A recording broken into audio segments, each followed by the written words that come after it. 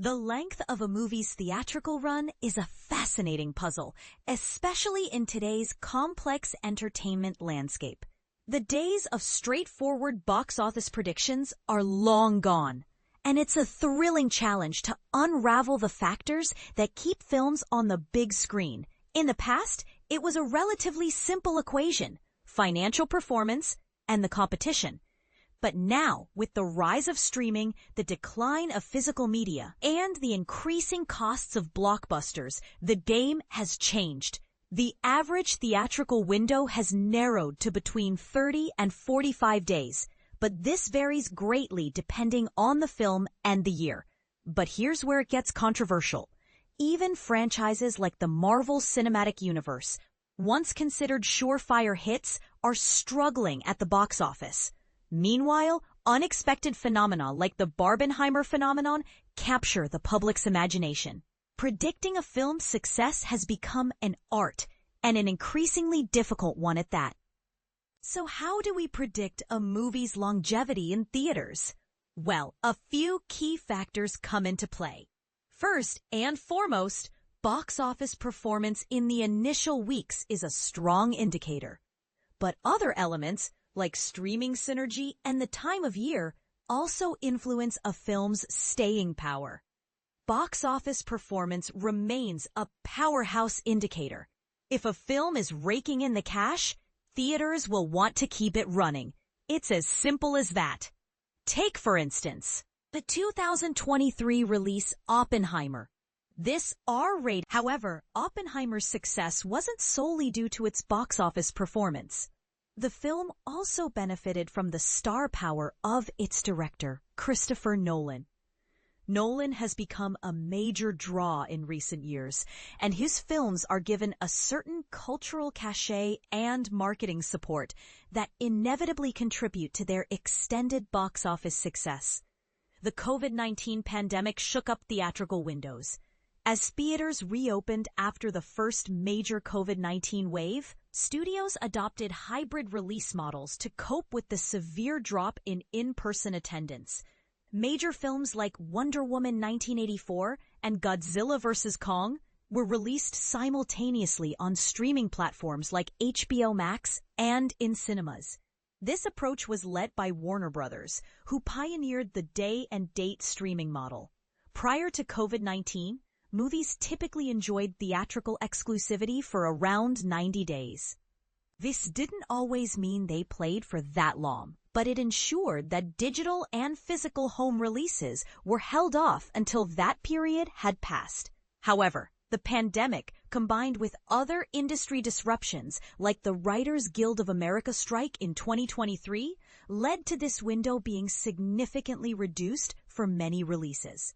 Even after the day-and-date streaming model ended, many studios continued to release their films digitally much sooner than the previous 90-day standard. And this is the part most people miss. Streaming itself played a major role in this shift.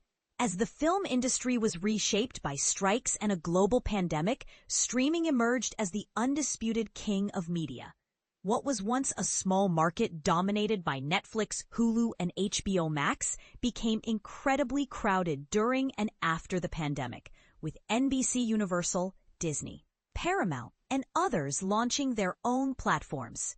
This meant that even as theater attendance began to recover, studios had new incentives to bring fresh content to digital platforms as quickly as possible. While many films still drop for purchase on Blu-ray or VOD services after their theatrical windows and then later on streaming, the physical media market has largely collapsed. Streaming has become the primary secondary market for studios to extract extra value from a theatrical release. Theatrical windows vary greatly depending on the theater. When we talk about how long movies stay in theaters, it's important to acknowledge the diverse range of cinemas. While big chains like Regal and AMC dominate the industry, they operate quite differently from smaller independent theaters, which can be more common and hold significant community influence in certain markets.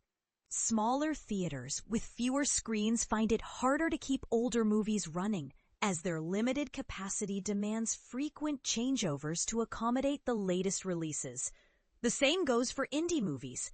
While the opening weekend and first couple of weeks are crucial for any film, word of mouth can give long legs to films that don't immediately explode in popularity.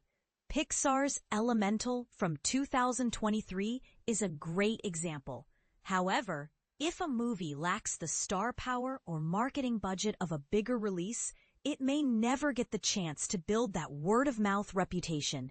As budgets for blockbusters continue to balloon, any given year's release slate hinges more and more on a few event releases, rather than the steady stream of smaller blockbusters that used to be the norm. Individual films need to perform exceptionally well to justify their enormous expenses, which has shrunk the middle class of cinematic releases. Most movies run in theaters for between 30 and 60 days. Over the last few years, the standard theatrical run for a movie has been around 40 days. While this provides some time for a film to gain traction, there's unfortunately not much room for films to make up for slow starts at the box office. Higher budgets, shrinking exclusivity windows, diminished attendance, and the rise of streaming have all combined to limit the potential for any individual movie to become a theatrical success. But there's still hope for those of us who believe that no home experience can match the magic of seeing a film on the big screen with fellow movie lovers. Despite apocalyptic talk of theaters dying, the business is still standing.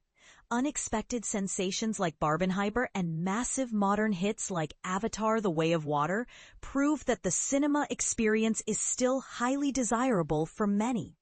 As the industry struggles to adapt to an ever-changing landscape, let's hope that this sentiment continues to grow.